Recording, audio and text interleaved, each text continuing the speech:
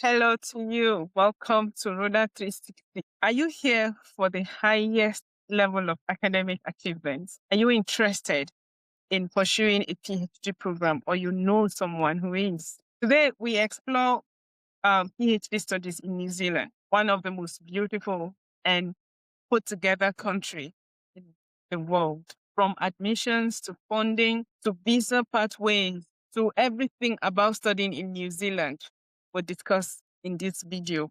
If you've not watched the previous ones on postgraduate pathways and master's program, please do, because I discussed a lot of tips for applying for scholarships and master's degree in New Zealand. So PhD in New Zealand takes between 3 to 4 years full time. Some people do it up to 8 years part time. Requirements include a master's degree with research or equivalent, and you need an English proficiency test. I think the band is about 6.5 with no category, no IELTS category less than 6.0. So you cannot have your writing at 6.5 and have your speaking at 5.0, 5.5. It has to be 6.0 and above. You need, or if you can submit any other English proficiency exam like TOEFL and the rest, I think you will need to confirm with the programs or admissions office for the university of your choice. Secondly, we'll talk about the admissions process. Now, this is the easiest one because I see a lot of people asking about using agents, how they can use agents, how they can pay for people to apply for PhD admissions for them. And I tell you, I don't say it to people directly, but I'm saying it in this video.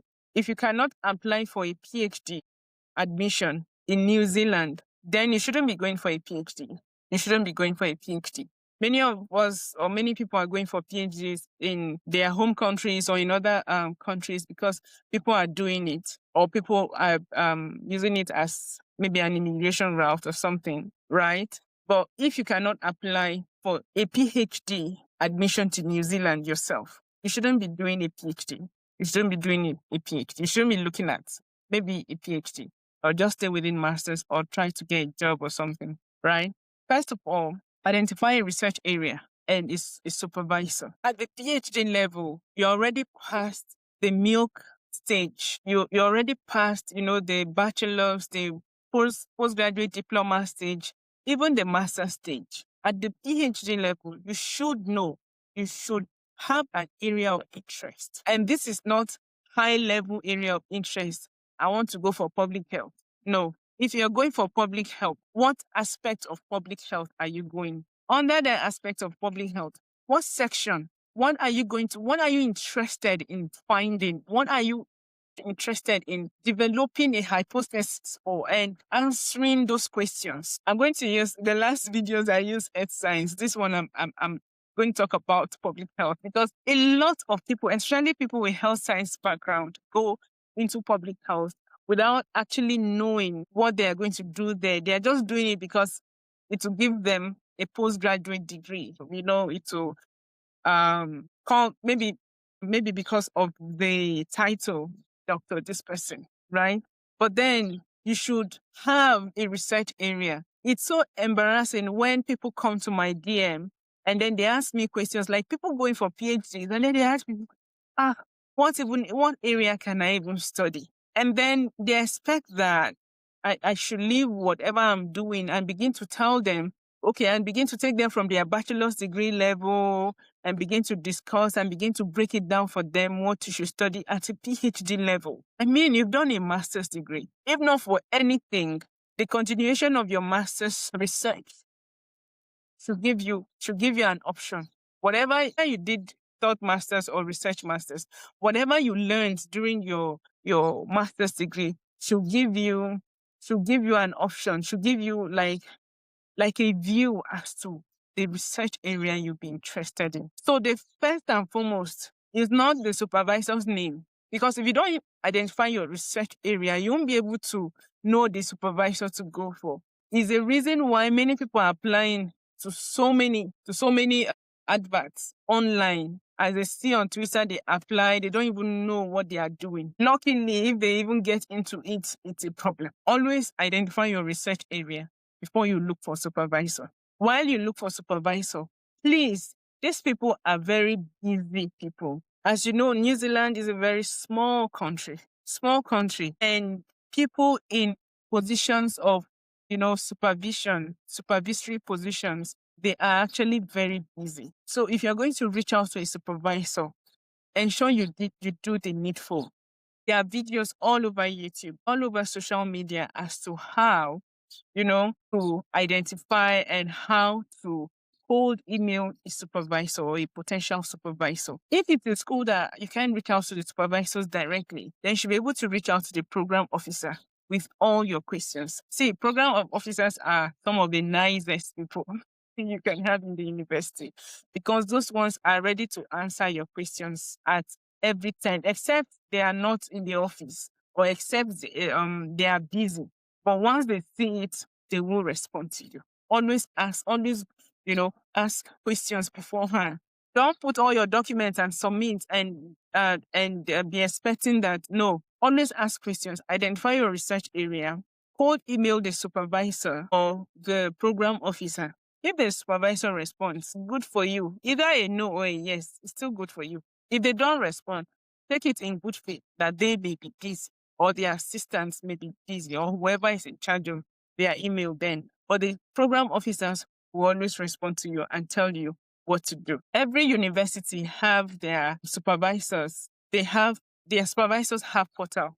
Not even the ones that cannot even take PhD students. Every lecturer has a portal, so a staff portal. So if you go to, say you go to Victoria University of Wellington and you go to Faculty of Engineering, you will see the staff under Faculty of Engineering, or you see the research that's being run in the Faculty of Engineering.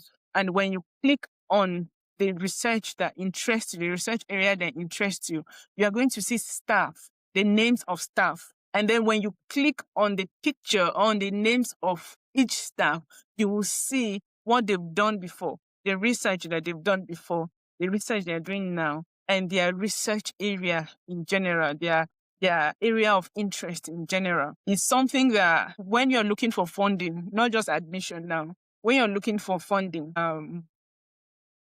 especially outside of your home country, you're looking for PhD funding abroad, take the application as a part-time job. Everything that will be required should be top-notch. It should be extra special. Don't do it because every other person is doing it. Okay, this person did their proposal like this, so you're going to do a proposal like that. Or this person code email using this template, so you're going to use this template. Please stop using templates. Right? Instead, use structure. I'm not going to do a video on that.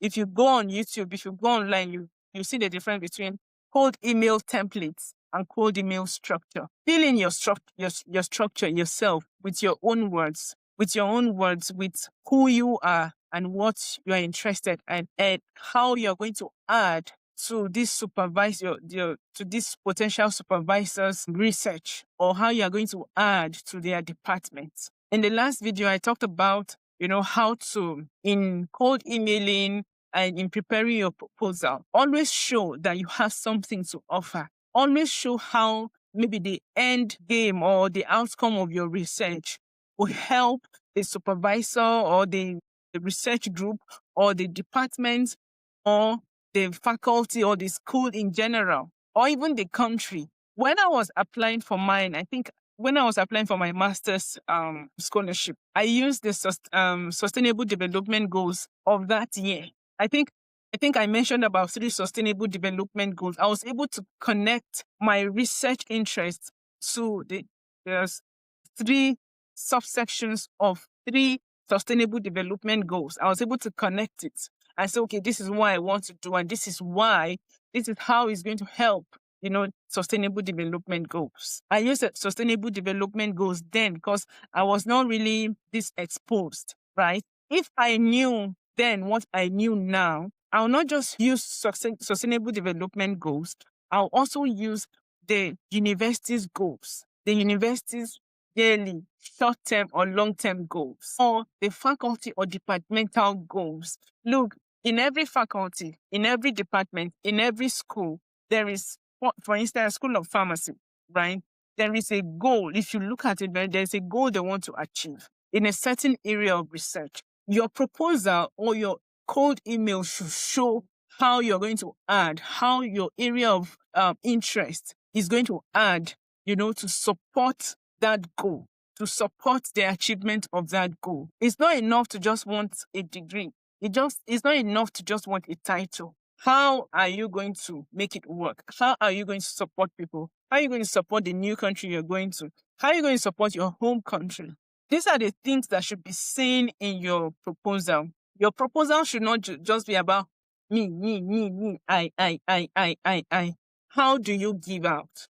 What do you give out? Secondly, I don't know if I've gotten there. Okay, prepare a proposal and a CV. Of course, you prepare your SOPs or statement of purpose, depending on what the requirements of the school. Some people require personal statements separately from statement of purpose. Some people will say, okay, just submit everything together as a personal statement and statement of purpose. Some people, So just look at it. Just look at the university and look at their requirements. I was going to say something. I forgot. Anyways, if I remember again, I'll say it. Put all your documents together, even the documents that they did not ask. Yeah, I think on the portal there is a place they say, okay, optional documents.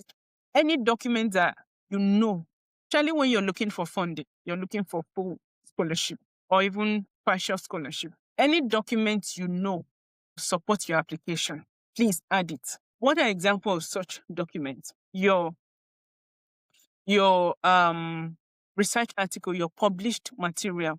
You want to do a PhD. I know many people will say publication is not necessary to get a PhD scholarship or a PhD admission. I don't think that's true. Because if you were a head of school or if you were a supervisor, wouldn't you want to take someone that already has or shows that at least they can produce a material to support their work? I have seen someone, like I said in my previous video, I have seen someone that published the method section of their undergraduate thesis. It's a full publication. Instead of publishing the whole thesis, like I did, they published just the method section, and it was a methods paper. Now, people that have written or have read methods paper, you know how important a methods paper is. Just that methods section was what they published, was what their publication was about. What publications do you have? If you are going into creative arts, IT, computer science, what is your portfolio? What have you done? What can you say you have done that can support you and say, okay, I'm interested in antimicrobial resistance. What research, personal research have I done, to check antimicrobial resistance in my location? And what is the result? What is the evidence that you did that result? So you need evidence, you need documentation of things that you have done. You need to show that, okay, yes, you have done something in that area of your interest. If you're interested in a business research or management research, what business have you started? What idea have you commercialized? No matter how, even if it's Zobo drink, even if it's Zobo drink, how have you done it? What documents you have to show for it? So it's not enough to identify a research area, identify a supervisor, could begin to cold email them. Now, it's not enough to even get a supervisor if you're looking for funding. Your proposal, your CV, and your other documents, which will include your portfolios, your research papers, and every other thing, should show your workings. Some people will argue with me that when you finish a master's degree, you don't need to publish a paper. But when you are going for an academic degree, like a PhD, you're going through the academic path, publishing is not just an option. It's a requirement. It's something you have to do. I tell people, publish. Look, even if it's an article in a newspaper journal, get your name out there. Publish something, some quality work. Publish your research. Whether you did it during your master's or outside of your master's or during your maybe career, your professional experience is something you did, publish it, get it out there. It shows how serious and how much invested you are in your research area of interest. Anyways, I'm going to continue. I'm going to continue because the reason why I've taken time to really explain this part and to really quarrel about this is because a lot of people are getting PhD admissions without scholarships, and then they are wondering why is it so hard? Why is it so hard? It's so hard because it's not just you that is applying. Let me tell you, in New Zealand, for one position, you could be in competition with 100 other people. 100 other people that are coming from different countries, India, China, the US, Europe, people that have better exposure.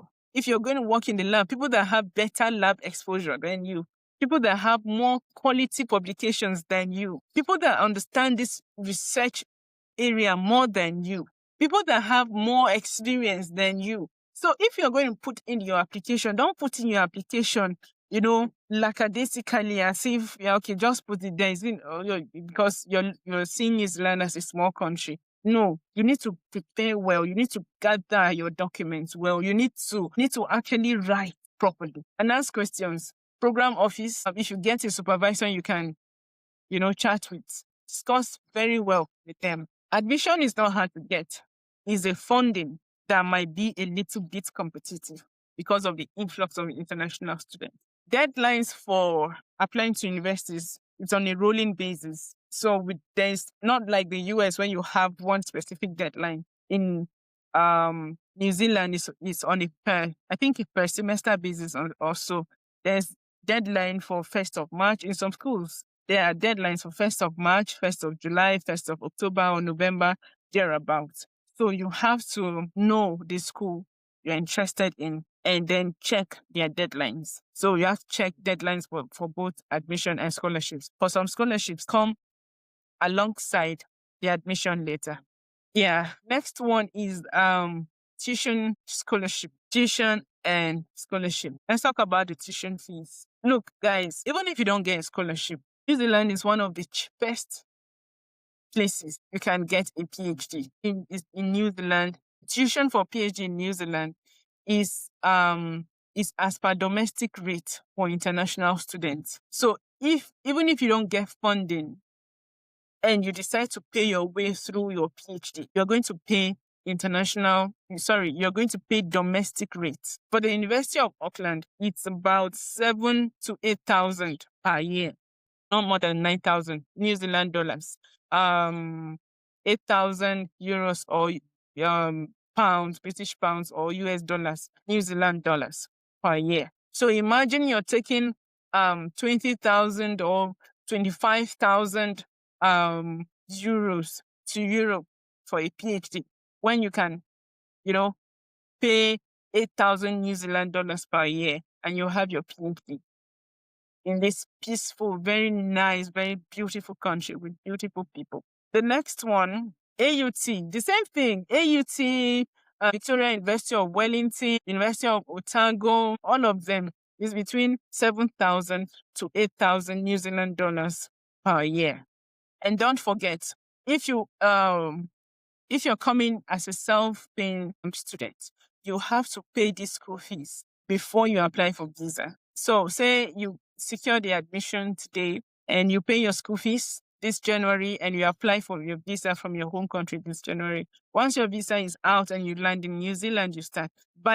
Before this school year ends, you have to pay another school fees and apply for another visa. So you pay your school fees yearly before you apply for visa. Please, that clause is very, very important. It's only scholarship students that they give you visa for the duration of your scholarship. Sometimes not even up to for the duration of your program. So if they are going to give you visa as a scholarship student, if you get a scholarship, full funded scholarship, they'll give you 3 years visa because it's expected that your PhD is between 3 to 4 years. So anything within that 3 years, you should be finishing, although there's option for extending your visas. So for scholarships, there are university scholarships ranging from 31,000 to about 35 per year, which includes tuition fees, your stipends, your health insurance.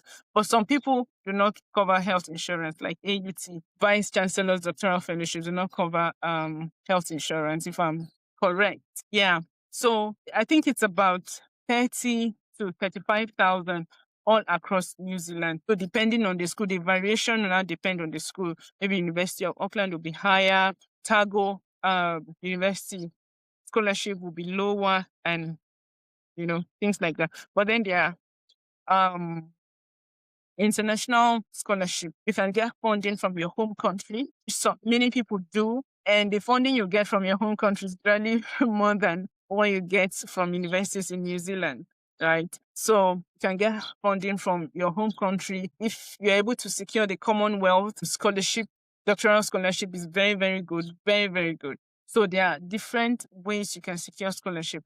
Now, even if you arrive in New Zealand as a fee-paying doctoral scholarship, maybe you may be able to access funding from your department, right? So if maybe they have departmental funding for a certain research or, things like that, they are just discussions you should have with your supervisor and your program officer, letting them know that, okay, you're interested in a scholarship, if it's available, or some form of research funding to support your studies in New Zealand. I think I need some water.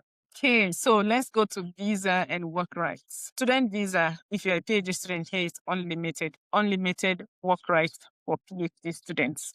But don't get me wrong, if you're on scholarship, it's still 20 hours per week, except on breaks where you can work full time. And please don't go above the 20 hours if you're on scholarship. But then if you are a self-funded student, then you have unlimited work rights in New Zealand as a PhD student. Then people on self-funding, I even like them more because people on self-funding have like a smoother path to residency. I shouldn't be saying that on this video, but I'm going to stop there because you have full work rights and so they're able to secure jobs faster and stay in those jobs for a while. And if they secure a job that is, good enough to pay them the minimum wage or to pay them as much as residency requires, and then they stay there for 2 years before they finish. Most likely before they finish their PhD, they should be able to, get ready for post-study work. You already secured the job. But then as a scholarship student, it's not like that. You have to actually finish, right, before you begin to look for that kind of job, full-time job, and meet all the requirements for residency. So for post-study work visa, PhD up to 3 years. So you can have up to 3 years, just like the research master's post-study work visa, up to 3 years to look for jobs or decide to leave the country to another country, or just have fun. Land it's this beautiful country before you decide to leave. So I think that's all about PhD in New Zealand. Yeah. If you have a family, this is the best place to come. If you don't want to spend so much, this is the best place to come. If you don't want to work under depression, under the kind of pressure you don't want to, this is the right place to come. PhD in New Zealand will offer you low tuition, strong funding, the longest post-study work visa. If I remember, I'll drop the description for schools links for schools or scholarships in the description to this video. But if I don't, please just go to the various schools I've mentioned in this and, just go through them, go through their sites, the programs, the research they do, the research of maybe your area of interest, and see what you can do and how you can begin your journey into this program for yourself. See you in the next video. I'll talk about postdoc and the postdoc route, and that will be the end of the whole academic journey or academic route to New Zealand videos. Have a great day. Have a great night wherever you're watching or listening to me from. Bye.